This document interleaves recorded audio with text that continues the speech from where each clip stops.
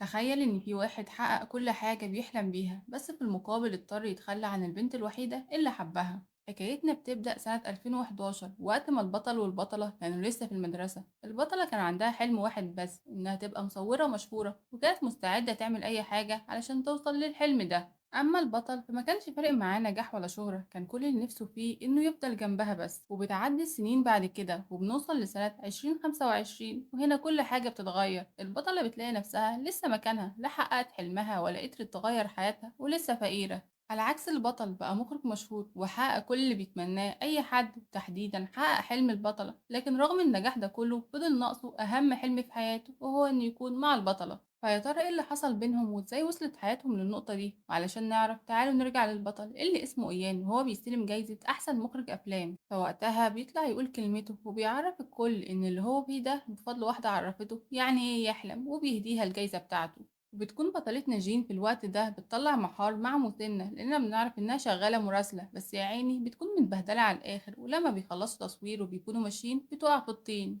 وفي آخر اليوم وهي مروحة لبيتها بتكون بتعاني بسبب وجع جسمها من اللي حصل لها طول اليوم، بس بترن عليها والدتها وبتعرفها إن صاحب الشقة عاوز يغلي الإيجار عليها، فهي بتعرفها إنها تتصرف وبتخش على شقتها. ومن كتر التعب بتنام قدام الباب، بس هي ما بيكونش عندها وقت للراحة أساسا لأن مسؤولياتها كتير، وبتقوم تغسل هدومها اللي اتوسخت من الطين لأن لبسها مش كتير. ولما كانت بتنشر هدومها بتسمع في التلفزيون عن المخرج الكوري اللي خد جايزة أحسن مخرج لفيلمه الأخير، فهي بتتصدم إن ده يبقى عيان. وبتتصدم أكتر لما لقتهم بيسألوه عن البنت اللي كان بيتكلم عنها، وقال لهم إنها حبه الأول. ولما واحدة من الصحفيين بيقولوا له إنهم تلفزيون كوري وأكيد البنت اللي بيحبها بتتفرج عليه دلوقتي، فإيه كلمته ليها؟ فهو بيبص للكاميرا وبيقول لها إنه وفى بوعده ليها وخلاص جاي له كوريا. فهي بتتفاجئ والهدوم بتقع من إيديها، بتروح تتفرج على كل لقاءاته، ومش بنكون عارفين ليه هي مش طايقاه، وبتستعلف إنها لو شافته هتسفهه تراب الأرض.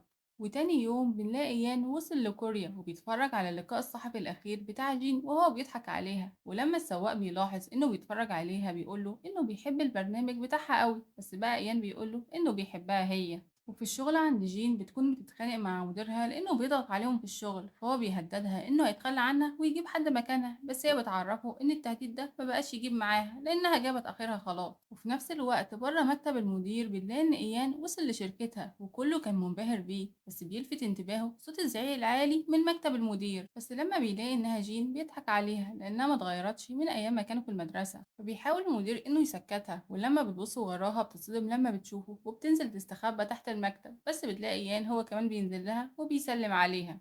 وتعالوا نرجع للماضي ونعرف ازاي ابطالنا اتعرفوا على بعض. كانت هي وقتها في المدرسة وبتصور بالكاميرا بتاعتها كالعادة، وخدت بالها ان في عربية داخلة وبينزل منها شاب وسيم، واللي اعجبت بيه من اول لحظة، وهو برضو خد باله من البنت اللي عمالة تصوره، فهي اتكسفت واستخبت على طول. وبعد كده بتنزل لطابور المدرسة، ولانهم فضلوا تحت الشمس لمدة كبيرة بيغمى عليها، فابننا الشهم بيجري عليها وبيشيلها وبيوديها لعيادة المدرسة. بس بنتنا طلعت ده كله بتمثل علشان تهرب من الطابور مش اكتر. وبعد كده بيتكلموا مع بعض وبيعرفها انه الطالب الجديد اللي اتنقل من المدينة بيلمح لها انه شافها وهي بتراقبه، فهي بتعرفه ان هو كمان كان بيراقبها طول الطابور، فكده متعادلين. ولما بيروحوا للملعب بتسأله عن حلمه، فهو بيعرفها انه ما عندوش حلم، بس هو مضطر يطلع دكتور زي ابوه وجده، من وجهنا اصلا بسبب مستشفى ابوه. فهي بتقوله يعني انت درجاتك كويسة، فهو بيقول لها انها ممتازة. ولما بيسألها عن حلمها بتعرفه إنها نفسها تبقى مخرجة أفلام. وبعد المدرسة لما بيروح إياد على مستشفى والده بياخد باله من جين وهي طالعة على سطح المستشفى، وبنلاقيها بتثبت الكاميرا علشان تصور غروب الشمس وبتقعد جنبها، بس النوم بيغلبها لحد الليل، وبيكون ده كله إيان قاعد جنبها مستنيها تصحى لحد ما بيفقد الأمل وبينام هو كمان. فلما بتصحى بالليل بتتخض لما بتلاقيه جنبها، فبيعرفها ان دي تبقى مستشفى بتاعت والده، فهي بتلم حاجاتها وبتمشي. ولما امن المستشفى بيناديهم بتاخده وبتطلع تجري، مش واخده بالها لسه ان دي مستشفى بتاعت ابوه. بس وهما بيجروا فضل ايان يبصلها وشكله كده وقع ومحدش سمع عليه. وتاني يوم لما كان رايح المدرسة بيلاقيها بتصور، فبيروح يساعدها في التصوير، بس بيجي متشرد وبيحاول يسرق كاميرتها، فهو بيدافع عنها وللأسف المتشرد بيضربه. فبتيجي الشرطة وبتقبض على المتشرد، وبعد كده جين بتداويله جروحه. وقتها بيعرفها انه بيحبها وان اكتر حاجة جذبته ليها هي حبها للتصوير، وعلى الرغم ان عنده كل حاجة بس عمره ما كان عنده هدف زيها. وقتها بتحكي لنا جين ان من اللحظة دي هي كمان حبته، وقررت معاه انهم يخرجوا فيلم مع بعض اساميهم تتكتب جنب بعضها. بس للأسف كل الأحلام دي اتحولت بعدين لوجع وفراق. وتعالوا نرجع للحاضر لما استخبت تحت المكتب وهو نزل لها، فهي بتاخده من قفاه وبتقوله ايه اللي جابك لهنا. هو بيعرفها انها وحشته وبيسألها لو كان عندها حبيب، فهي بتقوله ايوه يا اخويا ومتجوزة وعندي عيل كمان، يخصك في حاجة. فهو بيكون عارف انها كدابة بس هي ما بتهتمش، وتحذره ان لو جاب سيرتها تاني في لقاءاته وانها حب الاول والكلام الفاضي ده هتموته. فهو بيتبسط انها بتتابع اخباره، واقع واقع يعني. وبعد كده بتروح جين لصاحبها جيون واللي شغال عامل توصيل، وبتحكي له ان ايان رجع. فهو بيسألها عن شعورها بعد ما هو عرف يحقق حلمها وهي لا.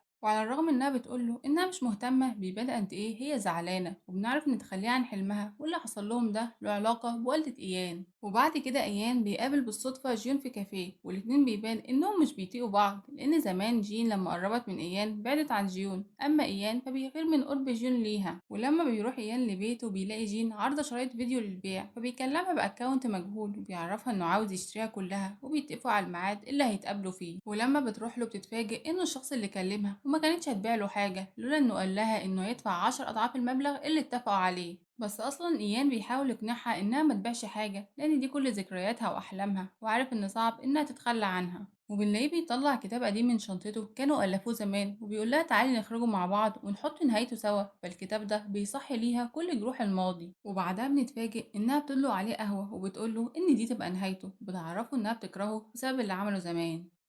وتعالوا نرجع للماضي لما هما اتفقوا انهم يصوروا فيلم مع بعض وعملوه في المدرسة مع زمايلهم، وكان ايان بيساعدها في كل حاجة حتى انها خلته يصور مشاهد من الفيلم. بس في الاخر المدرسة مسكتهم وعاقبتهم كلهم، وبالاخص ايان لانه معروف انه هيخش كلية طب، فليه بيضيع وقته مع جين والهبل اللي هي بتعمله. بس جين بتتضايق وبتقول لها ان ده مش هبل وانها هتبقى ناجحة، وبتعرفها انها كانت بتصور فيلم هتخش بيه مسابقة. وبعد كده بيروحوا لبيتها وبيتسحبوا علشان والدتها ما تشوفهمش، وبيتفرجوا على الفيلم اللي هم عملوه سوا.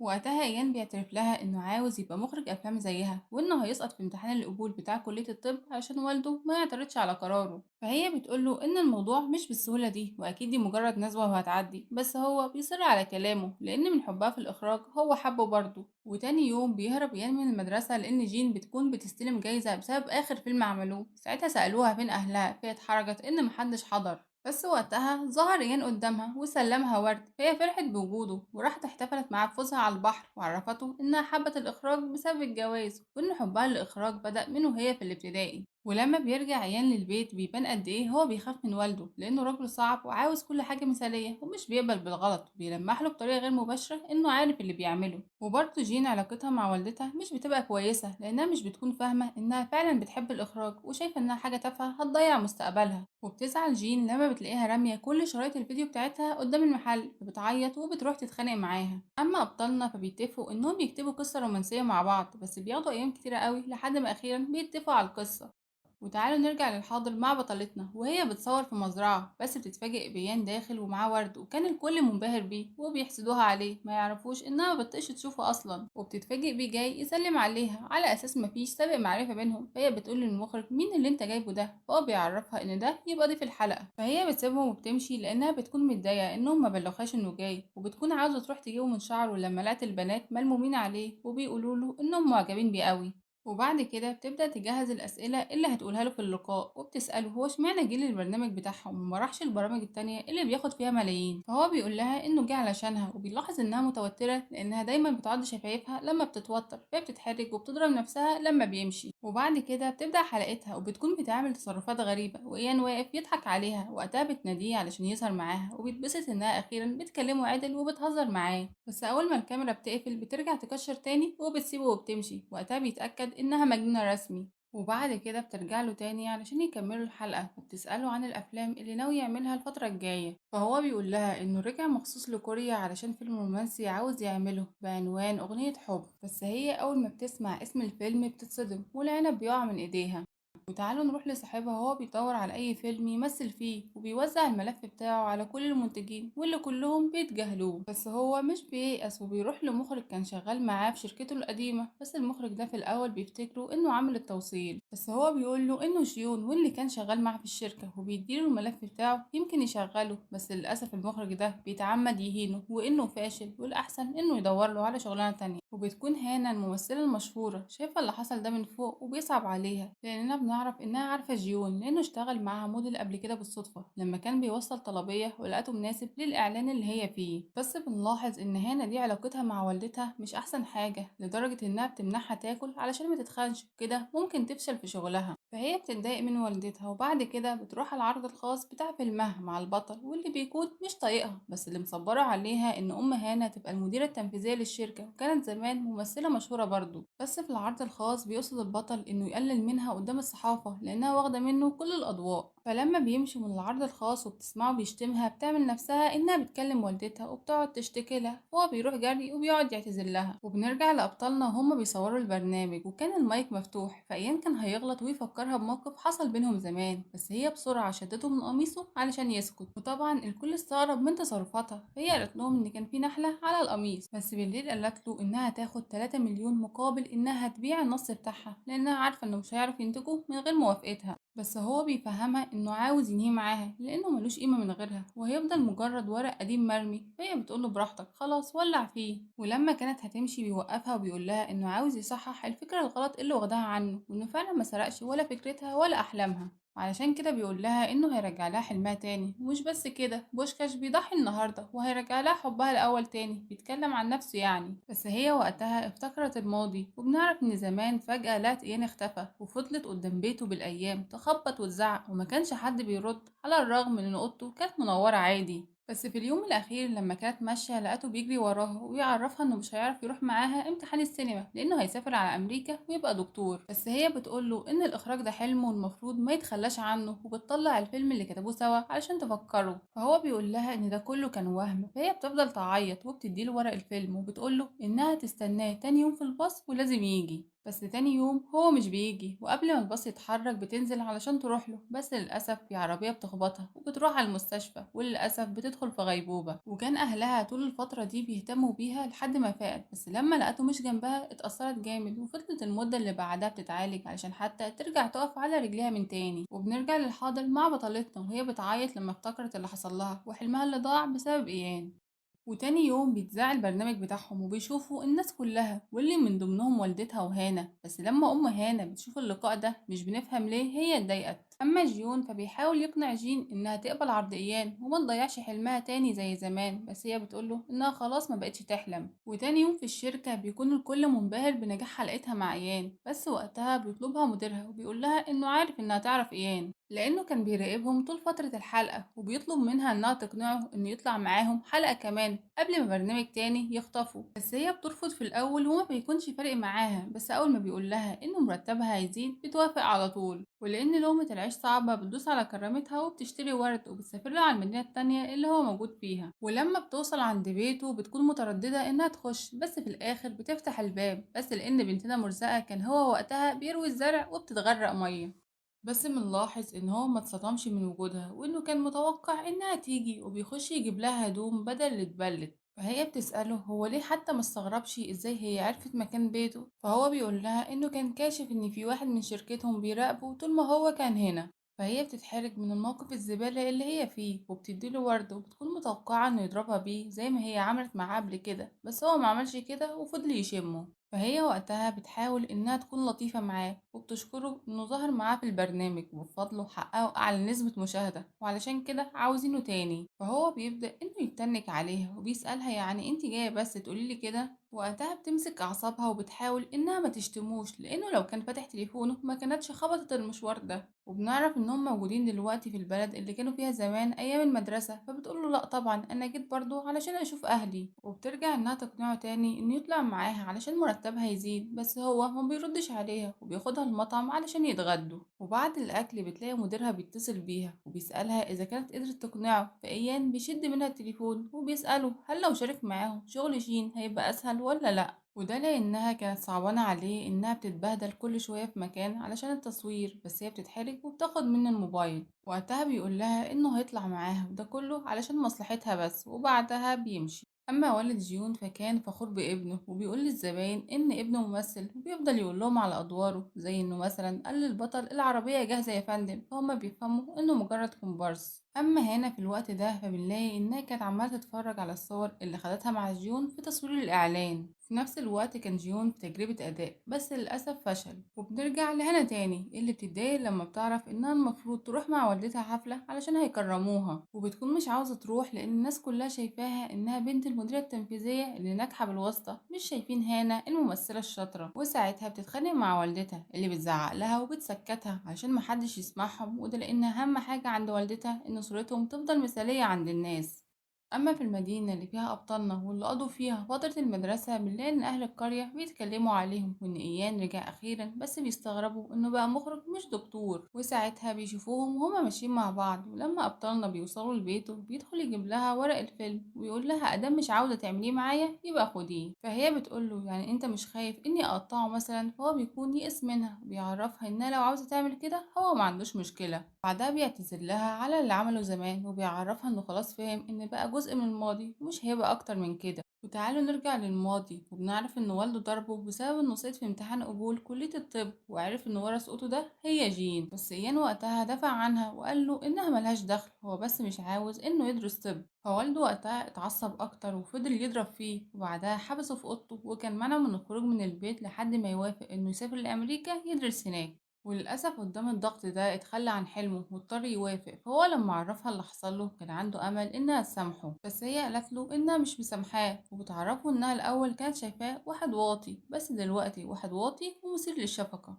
وبعدها بتاخد منه ورق الفيلم وبتروح على مطعم والدتها، ولما والدتها كانت هتسألها عن إيان بتغير الموضوع وبتقول لها إنها لسه ما جمعتش الفلوس اللي محتاجاها لصاحب البيت. تاني يوم بيروح إيان يقابل والدته وبنعرف إنه مبقاش يروح بيتهم ولا حتى زار والده، فهي بتترجاه إنه يبقى يجيلهم وإن والده ما بيكرهوش. ولما بتسيبه بنلاقيها بتقعد تعيط على اللي حصل لعيلتها.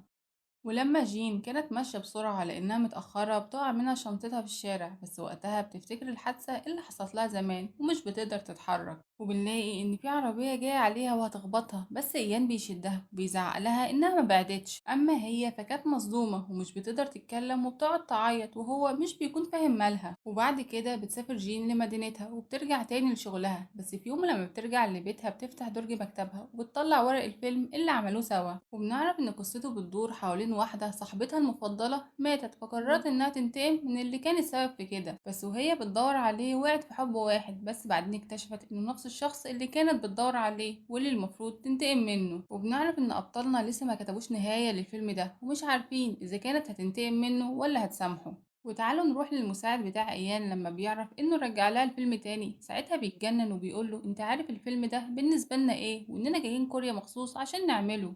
بس ايان بيبقى واثق ان الفيلم ده هو اللي هيرجع لها شغفها تاني في الاخراج. اما جيون فاخيرا لقى دور، اي نعم كان دور صغير بس هو لقى، واللي كان مع هانا. فهي اول ما لقته معاها راحت قعدت على الموتوسيكل بتاعه وعملت نفسها مش عارفه انه بتاعه، واتفاجأت لما عرفت. بس لما لاحظت انه جعان شاركت الاكل بتاعها معاه، ومقابل كده طلبت منه انه ياخدها لفه بالموتوسيكل، ودي كانت اول مره تحس انها مبسوطه وحره.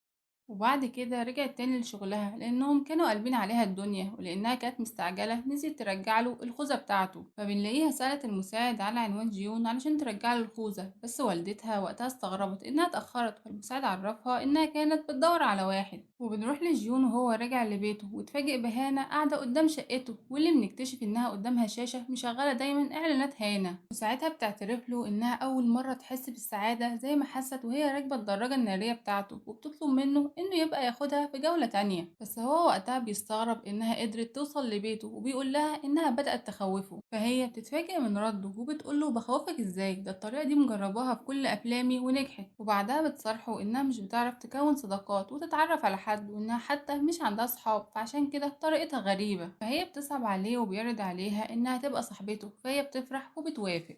وبعد كده بنعرف ان والدة هانا عرضت على بطلنا والمساعد بتاعه انها تنتج لهم الفيلم الجديد لما عرفت قصته، وخصوصا انها سمعت ان ورا الفيلم ده قصة حب.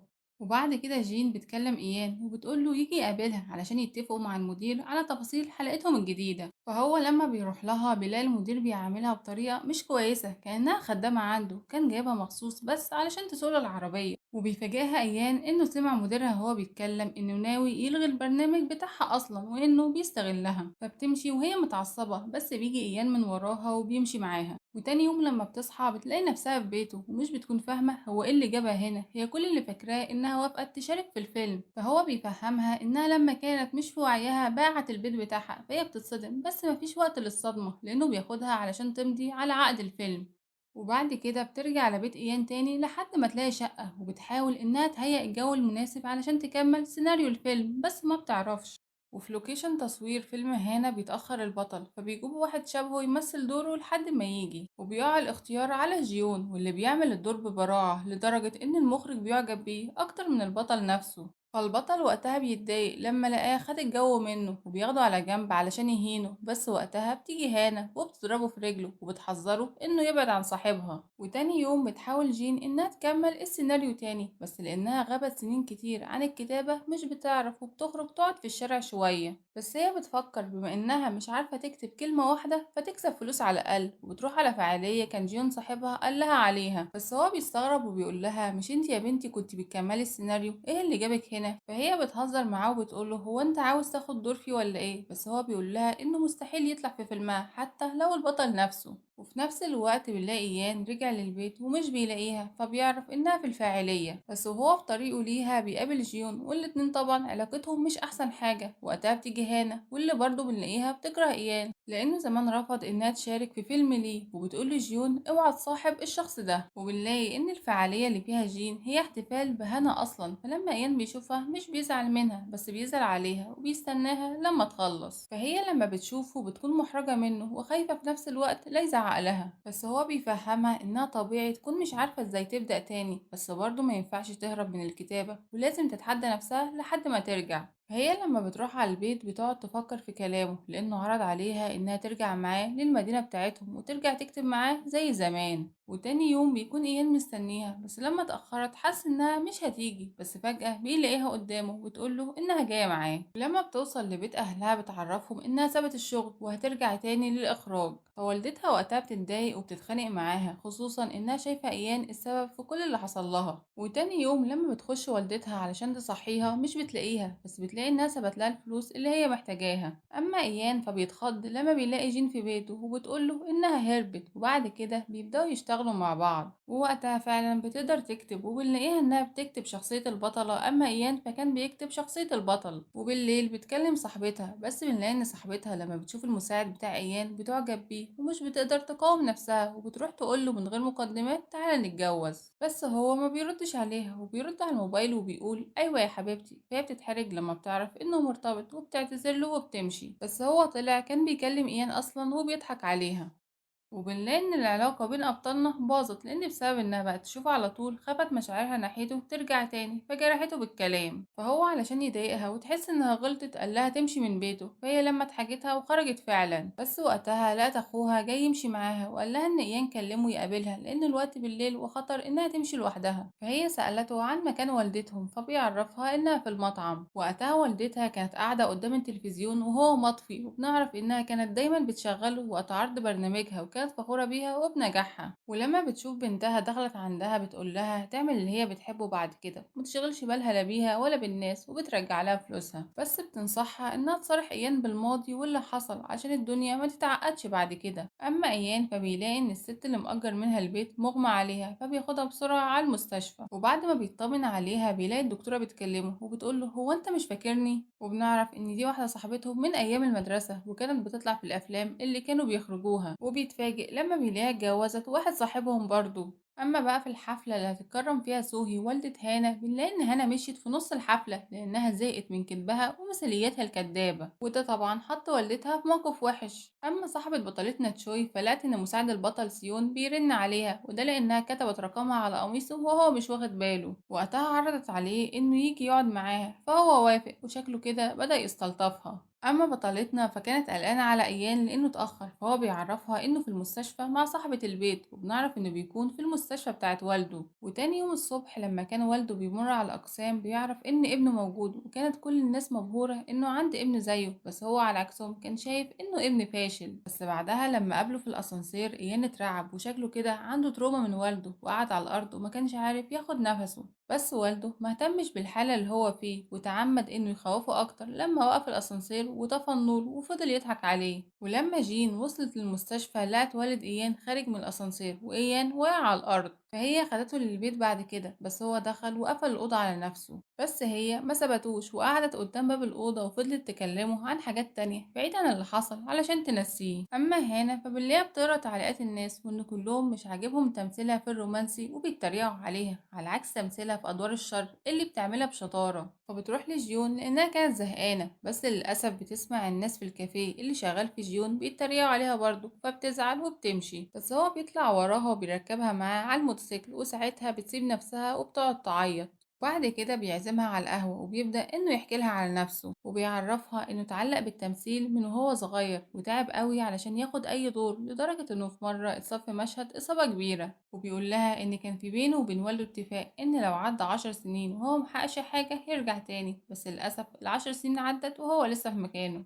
بس وقتها هي بتصدمه بردها وبتقوله إنها بتحسده لأنه يقدر يرجع في أي وقت وهيلاقي الحضن الدافي. وبتحكي له إن والدتها عمرها ما اهتمت بيها وكانت بتمثل إنها بتحبها بس في التصوير، لدرجة إنها كرهت التصوير بسببها، وبسبب كده عمرها ما كان عندها صحاب وكان الكل شايف إن حياتها مثالية، بس في الحقيقة هي كانت دايما وحيدة. أما سيون فبيستغرب لما بيلاقي تشوي فجأة حظرته ومبقتش ترد على مكالماته، فاضطر إنه يروح لها على الشغل واشترك في البرنامج بتاعها علشان يحطها قدام الأمر الواقع. فهي حاولت إنها تقنعه إنه يمشي بس هو كان مصمم. أما أبطالنا فكانوا بيتكلموا على سيناريو الفيلم وهل الشخصيات اللي فيه هيقدروا يسامحوا بعض ولا لأ. وقتها ايان بيبص على جرح رجليها بتاع الحادثة وهي مش واخدة بالها، وبيقول لها ان للأسف الحب لوحده مش هيقدر يمحي كل الألم، وبيكون مستغرب ايه سبب الجرح ده. وبعد كده بنلاقي ايان بيبعت لوالدته انه عاوز يخرج معاها تاني يوم، بس بنتفاجئ بيها واخدة علقة موت من جوزها، وعلشان كده بتقوله انها مش هتعرف تخرج. بس لما جوزها بيشوف انها بتكلم ابنها بيرجع يضربها تاني، فبتضطر انها تكلم ايان يجي يلحقها، فهو بيطلع يجري عليها وبيروح لوالده يضربه وبيتخطى خوفه منه. بس والده بيقوله انه السبب في اللي حصل لها وبرضه السبب في اللي حصل لجين زمان. واخيرا ايان بيعرف الحادثه اللي حصلت لها وبيفهم ان الجرح اللي في رجلها يبقى هو السبب فيه، ونلاقي ان ايان بيطلع يجري على البيت لحد ما بيشوفها وبيسالها وهو بيعيط هل الجرح ده بسببه، بس هي بتاخده بره علشان والدته ما تسمعش وبتقوله انه ملهوش ذنب، وحتى لو له خلاص حصل اللي حصل والموضوع ده عدى عليه 10 سنين. بس هو برضه مش بيسامح نفسه. وتاني يوم بيلاقي والدته حضرت الفطار وكانت عاوزه ترجع بيتها تاني، بس هو بيرفض. وبعد كده بتيجي عنده جين علشان يبداوا شغلهم، بس هو بياكل دماغها بالأسئلة هل الجرح ده لسه فيه خياطة؟ طب لسه بيوجعك؟ طب بيوجعك بنسبة كام؟ وبيوجعك امتى؟ بس هي بتزهق منه من أسئلته وبتقفل باب الأوضة في وشه. وبنلاقي إن في الأيام اللي بعد كده كان بياخد باله منها بطريقة فظيعة، ولو في أي حاجة صغيرة ضايقتها بيجري عليها وبيحلها، لدرجة إنه جاب لها كرسي مساج عشان ظهرها ما يوجعهاش من كتر الكتابة. وأخيرا بتقدر إنها تخلص السيناريو وبيحتفلوا بعد كده بالمناسبة دي. وتاني يوم بيتجمع كل الناس اللي هيشتغلوا على الفيلم زي مدير التصوير والإضاءة والصوت والمدير الفني، وحتى بيوصل مساعد المخرج. بس جين ما بتكونش عارفة إنهم هيجوا، وبتعرف إنهم هيروحوا يستكشفوا المدينة كلها علشان التصوير. فهي بتاخد إيانا على جنب وبتسأله هو ليه ما قالهاش إنهم جايين وكده، هي مش هتقدر تروح معاهم، وده لأنه عارف إنها ما بقتش تعرف تمشي المسافات كبيرة بعد الحادثة، وبتفكروا إنهم المفروض شركاء في الفيلم ده. بس هو بيقول لها إنها ممكن تقعد وهو هيروح وبيسيبها ومش بيهتم بزعلها. أما جيون فكان رايح يوصل أوردر بس وقع في الطريق وتعور، وللأسف الأوردر اللي معاه باظ، وبيتضايق لما بيلاقي كل اللي فرق مع الناس هو الأوردر وفلوسه وإنهم هيخصموها منه. وبنلاقي انه بيروح بعدها عند والده واللي بيفهم انه كده فشل في حلمه، فبيقوله يخش جوه علشان يبدأ الشغل معاه. بس جين بيتضايق انه حتى ما اطمنش عليه وبيعرفه انه مش عاوز يشتغل هنا ومش هيسيب حلمه زي ما هو عمل. فوالده بيزعقله وبيقوله طب ايه اللي جابك، فهو بيقوله انه وحشه، بيعرفه انه مش هيستسلم، فبيديله والده مهلة شهر واحد بس، لو منجحش فيه هيجي يرجعه بنفسه. اما جين فبتزعل لما بتلاقي ان فريق العمل كله موجود على جروب واحد ما عدا هي الوحيدة اللي مش موجودة. وتاني يوم بيوصل لفريق اللي كان رايح لمهمة الاستكشاف، بس يان بيقول لهم انه عارف انهم تعبانين بس لازم يعملوا اجتماع ضروري، بيكون متضايق من كذا حاجة وفي اماكن كتير ما عجبتهوش، وبيقول لهم انهم لازم يدوروا على اماكن احسن. بس وقتها بتخش جين وبتتفاجئ انهم رجعوا لانها كانت فاكرة انهم هيرجعوا في اليوم اللي بعده، وبتتضايق اكتر لما بتلاقي كل الموظفين اللي معاها عارفين كل حاجة الا هي، مع انها المفروض مخرجة الفيلم زي ايان بالظبط. وبيلاحظ ايان انها زعلت وقفت على نفسها. وبالليل بالليل لما بتخرج من الأوضة بتلاقي الكل مشي وبيعرض عليها أيان إنها تيجي تتفرج على الصور وتقوله على رأيها. بس هي بتتعصب عليه وبتقوله هو انت مهتم برأيي أصلا، وبتسأله ازاي الاسم ابقى مخرج بس معرفش أي حاجة في الفيلم ماشية ازاي، ورميني هنا في البيت ولا كأن ليا أي لازمة. وبعد كده بنلاقي هانا بتدخل بيتها بعد ما اتأكدت إن والدتها مشيت، وبتخش لمكتبها وبتاخد الأختام وعقد الشغل اللي بينهم واللي كان خانقها طول السنين دي. بس وقتها بتشوف السيناريو بتاع فيلم أبطالنا، ولما بتقراه بيبهرها وبتتخيل نفسها البطلة فيه. أما بقى عند جيون فبنلاقيه قاعد مع أم هانا لأنها دورت ورا بنتها وعرفت إنها دايما بتقابله وشكلها كده عرضت عليه شغل. وعند جين فبتخش الكافيه كانت معزومة فيه هي وفريق العمل كله، وبيبان قد ايه هي كانت منبوذة وسطهم ومفيش حد معبرها. ولما راحت للحمام سمعتهم بيتكلموا عليها ان ازاي واحدة زيها مش متخرجة حتى من جامعة تبقى مخرجة. فهي وقتها بتطلع تعيط، وبيشوف ايان كل اللي حصل بس هي بتتجاهل وجوده. وتاني يوم لما بتصحى جين بترن على ايان وبتكون عاوزة تقابله، وبيستغرب لما بتاخده الملعب وبيلاقيها بدأت تجري، وده كله علشان توريه انها كويسة وتقدر تعمل كل حاجة، وان مفيش داعي يحس بالشفقة عليها وانها ضعيفة. وبعد ما بتخلص جري بتطلب منه انه يساعدها تحقق حلمها. ووقتها بيفتكر الماضي وقد ايه هي كانت بتحب الحلم ده، وبعدها بيعتذر لها انه خوفه عليها بقى عائق قدامها وانه هيسيبها براحتها من دلوقتي. بس وقتها اتفقوا ان من هنا ورايح مفيش بينهم اي مشاعر وهما بس زمايل في الشغل. وبنكون هنا وصلنا لنهاية الجزء الأول من ملخصنا، ولو عجبكم متنسوش تحطوا اللايك وتشتركوا في القناة وتقولوا رأيكم في الكومنتات عشان يوصل لكم بقية الأجزاء.